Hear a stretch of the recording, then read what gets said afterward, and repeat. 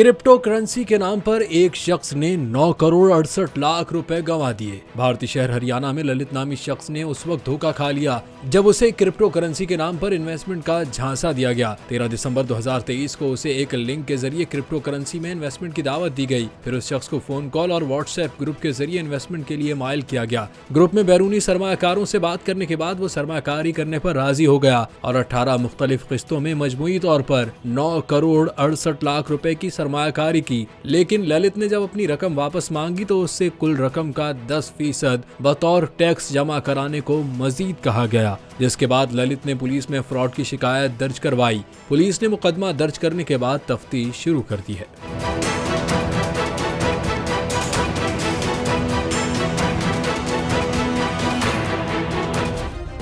Subscribe करें और bell दबाएं ताकि कोई खबर रह न जाए।